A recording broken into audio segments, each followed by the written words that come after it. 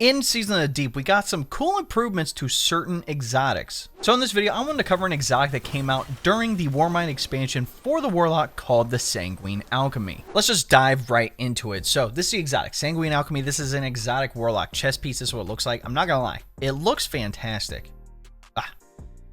I just wish it was better previously, but now it's perk. Changed it a little bit. So blood magic. While standing in any rift, gain a bonus to weapons with a damage type matching your subclass damage type. Weapon final blows while standing in any rift. Pause the rift's countdown, extending its duration. Previously, the exotic only extended the duration of the rift. There was no bonus damage. So if you are using a weapon that matches your subclass energy type, you will get a damage bonus that is equivalent to 2 surge leg mods. That's 17% damage bonus in PvE. So you get this regardless whether you're in a healing rift or an empowering rift. And just note, with empowering rift, that does more damage as well. So that can stack with this exotic. And just note, kills grant blood magic for 5 seconds up to a maximum of 15 seconds. So your rift can last up to the 15 seconds with the timer on top of whatever time it has left. Now, before I dive into the build, I want to go over my general thoughts on the exotic. Is it worth getting? Is it good in PvE? Does it stand out versus other exotics right now? If you do want to skip over this part and just dive right into the build, go for it. But just as a side note, I think this exotic is worth getting. The one interesting thing about this exotic compared to other exotics is that it can be used on every subclass. Like, you know, previously the exotic really wasn't worth anything. We had so many exotics that performed super well. Obviously, Starfire Protocol for Solar, Controversial Hold for Void. You know, there's plenty of exotics for each specific subclass type, but with this one, you can put it on any one of them and create a build around it. And in my opinion, it's a fantastic team exotic, and it's good for support as well, because the whole thing for you is to be able to kill a bunch of ads to keep a rift up for either you or your teammates, whether it's empowering or healing, whatever. There's a way for you to have support, and you can have multiple rifts up at a time, which is just fantastic. Now let's dive into the build. So obviously on the artifact, we want to take advantage of certain things this season. You know, we do have Strand, Arc, and Void this time around. For this build in particular, I want to talk about the Void subclass because there are some pretty cool things that we can take advantage of. So first up, I'd recommend picking up authorized mods Void and Melee. Again, it's going to reduce those armor energy costs for those related mods. And again, if we're going to be using a Void subclass, we do want to take advantage of, you know, bonuses to our Void weapons that are going to cost less on our armor, so we can use other stat mods or grenade mods, whatever. Now, the next 3 you're going to want are all in this middle column right here. So, Unto the Breach. Defeating a Void debuff target creates a Void Breach while your Void subclass is equipped. So, Unto the Breach is kind of a mixture or a combination of 2 mods here. First up being Echo of Cessation. Defeating volatile targets creates a Void Breach. And then we also have Echo of Harvest. Defeating a weakened target creates an Orb of Power and a Void Breach. So with these 2 fragments in particular, you have to have a certain, you know, debuff on a target to create a Void Breach. With Unto the Breach, it pretty much combines Suppression, Volatile, and Weaken. So as long as we apply those, we can create breaches pretty easily. Now, next up in the middle, this kind of ties into the first one, Protected Breach. Picking up a Void Breach gives you an Overshield or refreshes your existing Overshield. So once we create that Void Breach, we pick it up. Now we get an Overshield for a Void Warlock. So now we can take advantage of Overshield and Devour, which I'll talk about more in the subclass portion of the video. And then lastly, Supernova. Picking up a Void Breach causes your next source of Void damage to create a large weakening pulse. This is Void damage, so it can be your abilities, it can be your weapons, it can be whatever. It pretty much applies that weakening pulse, which again is going to help us with this chain of starting Unto the Breach. Now let's talk about what I'm using under the Void Walker subclass. So first up on the super, I would go Nova Bomb Cataclysm or Vortex. Again, these are the 2 Nova Bombs. They do a lot of damage, really good for taking out a bunch of ads and individual boss damage. I would not recommend Nova Warp even with the buffs. Like, yes, you could take out a bunch of ads, but honestly, the Nova Bombs just do more work. Next are for our abilities. Personally, I like Empowering Rift for this one. Again, it's going to conjure a well of power that increases weapon damage for those inside it. So for you and your teammates, if you did want to do Healing Rift, that's totally fine. Like I said, with the exotic, you do get those equivalent to weapon surge mods for the legs with either Rift. It's just with Empowering, you also get that damage bonus with the Rift on top of the surge leg mods like I mentioned. For movement ability, I'm just going Burst Glide. You can use what you want. We only have the 1 melee, which is Pocket Singularity, which is going to make targets volatile. So again, we do have that debuff there. And then lastly, I'm going with the Vortex Grenade. Now for our aspects, first up, we're rocking Child of the Old God. So when you cast your Rift, it's going to create a Void Soul. When you damage a target with a weapon, your Void Soul flies to them, drains them, doing damage and weakening them. So we do get the debuff from this. When your target is being drained, you are granted grenade and melee energy if you're running the Healing Rift, or health if you're running the Empowering Rift. And then defeating a target who is being drained by your Void Soul grants class ability energy, so we can get that rift back even faster. Now next up, I'm rocking Chaos Accelerant here. This gives bonuses to certain grenades. With the Vortex Grenade in particular, it increases the size and the linger duration of the grenade. Now if you're wondering, David, you talked about Devour earlier, and we know that Feed the Void grants Devour on any Void ability kill. How are we going to get Devour? Well, we have a fragment called Echo of Starvation. Now this changed recently with Lightfall, but picking up a Void Breach or an Orb of Power grants Devour. So with this Void Breaches we're going to be creating, we're going to be able to proc Devour. Now do note that this does give a -10 to recovery. If you don't know what Devour is, essentially once you get it procced, defeating foes restores you to full health and grants you grenade energy and extends Devour. So it's pretty much a survival mechanism. So on top of having Overshield from picking up the Void Breaches, we're also going to gain Devour. It's going to be hilarious. Now for the other fragments, I'm rocking Echo of Undermining. Your Void Grenades weaken targets. That's a -20 to Discipline. Yes, a big chunk to your grenade is gone, but again, it is another debuff we can apply, and if we do need to use the grenade on a boss, that will apply the debuff to them, so you can do more damage. Next up, I would recommend Echo of Remnants. Your lingering grenade effects have increased duration, so now our Vortex Grenade will last even longer. And then personally, I do like Echo of Instability. Defeating targets with grenades grants volatile rounds for your weapons. It is a +10 to strength. This one is not completely necessary, but I do like it because it does allow us to have a debuff for our Void weapons. And if you don't have a weapon, specifically with something like destabilizing rounds, again, final blows cause nearby targets to become volatile. Again, you can always rock any Void weapon, and now with this fragment, those will have volatile, which means we have another debuff to start onto the breach, that whole cycle. Next up, let's go over the armor mods that I'm using. So first up here on the helmet, I'm using Ashes to Assets, gain bonus super energy on grenade kills. Dynamo reduces super cooldown when using your class ability in your targets. And then lastly, Void Siphon, rapid Void weapon final blows create an Orb of Power. Just note, you could do double Ashes to Assets if you like. You could do double Dynamo if you'd like. Just note that you cannot do hands-on and Ashes to Assets. This does not stack anymore. That's why I'm rocking at least one Dynamo and one Ashes to Assets. On the gauntlets here, I'm rocking Firepower. Your grenade final blows create Orbs of Power. Next, Impact Induction, causing damage with the melee attack reduces your grenade cooldown. And then Bolstering Detonation grants class ability energy when you cause damage with your grenade. Doesn't have to be kills, as long as you hit a target with your grenade. This will allow you to have that class ability back faster.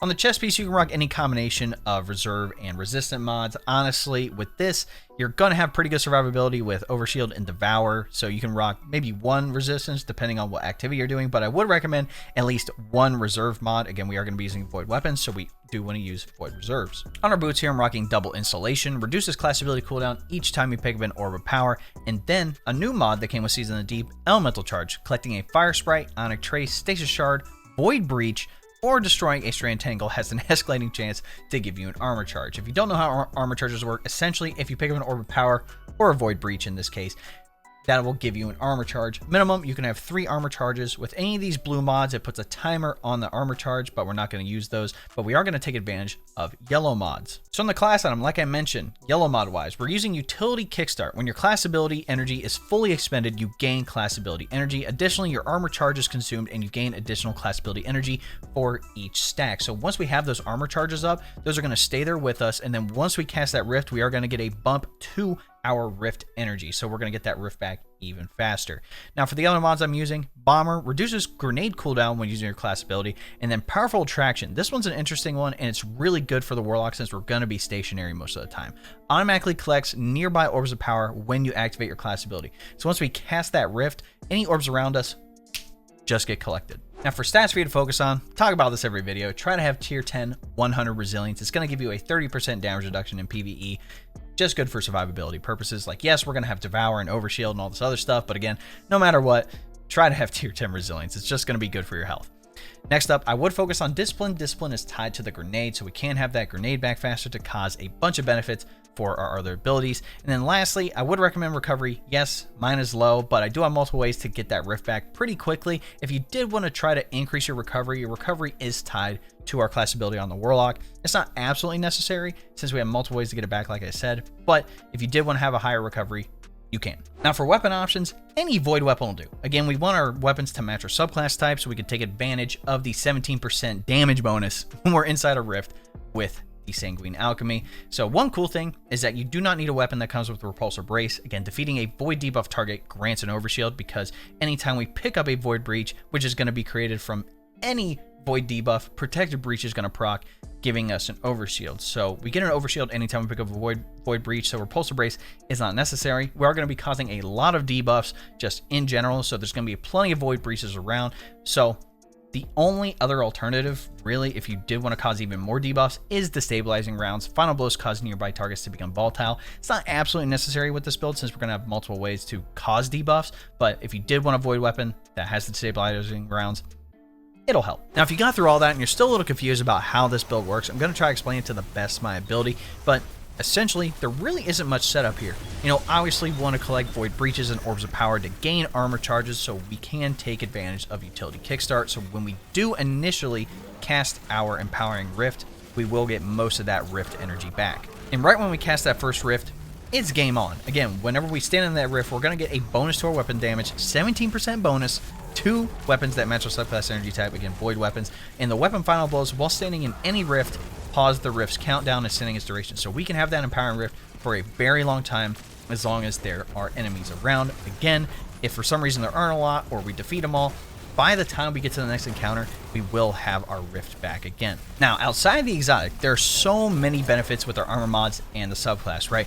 On the helmet, Void Siphon, those rapid weapon final blows with void weapons are going to create orbs of power. Every time we use our rift, Dynamo kicks in, giving us super energy. Every time we get grenade kills, Ash of the Assets kicks in, giving us more super energy. Plus, our Vortex Grenade mixed with Chaos Accelerant makes it bigger and lasts longer. Plus, with Echo of Remnants, has an even longer duration, and with Echo of Undermining, the Void Grenade now weakens the targets applying that debuff. So that's going to be fantastic in and of itself. On the Gauntlets, with Bolstering Detonation, every time we cause damage to a grenade, we're going to get that class ability back faster. Impact Deduction, causing damage with our melee, is going to allow us to have that grenade back faster. And with Firepower, every time we get a grenade kill, it's going to create an Orb of Power.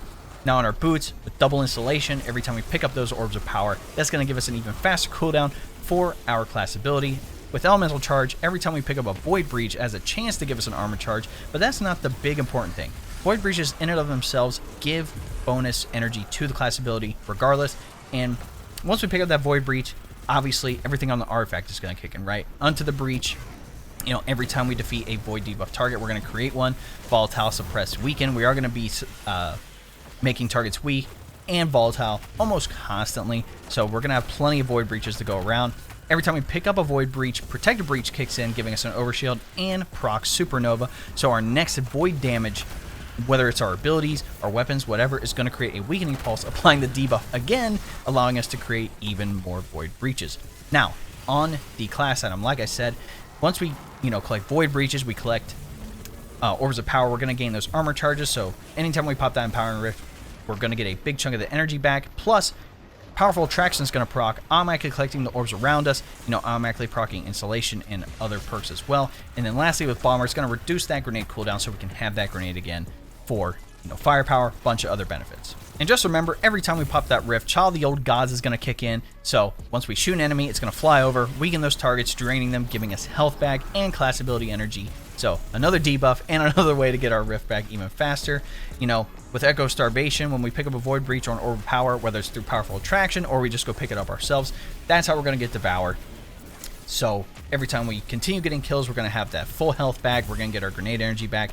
And anytime we get a kill with a grenade, it's going to grant us volatile rounds for a short time and applying even more debuffs, allowing us to continue to create those Void Breaches. Essentially, once you pop your rift, it's game on. Get kills, make the rift last longer, collect Void Breaches, get Devoured, get Overshield, allow yourself to become an invincible Warlock with even more bonus damage inside of your rift. But that, ladies and gentlemen, are my thoughts and a build around the updated Sanguine Alchemy exotic. Let me know what you guys think in the comments. I'm actually going to pin the build for this at the top of the comments, so if you do want to copy everything that I'm using in regards to armor mods, the Void subclass, artifacts, everything like that, that can be copied, and you can test it out for yourself and let me know what you guys think. Did you like it? Did you not like it? Do you think I could have changed something here? Again, let me know. With this exotic, like I mentioned, it is viable with every subclass. It's not specific to one subclass, so if you test it out on Solar, Arc, Stasis, or the Strand subclass, you're like, hey David, you should look into this. I definitely will, because this is exotic for me is kind of entertaining this time around. In any event, if you guys like what you saw, be sure to drop a like on the video, subscribe to the channel, and then turn on the bell next to notifications so you don't miss out on another build video here on the channel. If you didn't know, we actually live stream here on YouTube 3 days a week, Tuesdays, Thursdays, and Fridays. Again, depending on my schedule, I sometimes switch the day. So if you do want to stay up to date, be sure to follow me on Twitter at ItsDaveTV. I always tweet out when I'm going live, plus other news for my other content, build videos, etc. And also, if you did want to participate in raids, dungeons, you know, PvP, whatever, in regards to Destiny, be sure to join my Discord. That link will be in the description. So if you did need some help with something, again, we have people in there that can potentially help you out as well. But we have other topics in there as well, such as other games, PC tech, anime, and more. Lastly, if you didn't know, we hit YouTube Partner here on the channel, which is just freaking awesome. It's giving us access to a couple of benefits. One of those things being memberships. If you don't know what a membership is essentially like a Twitch subscription. Again, it's just another way to support me here on the channel so I can continue making this content for you guys. So if you did want more information, all you have to do is press the join button next subscribe, and that will give you a rundown with all the details you need. All right, ladies and gentlemen, it's been your boy. We'll catch you in the next one. Cheers.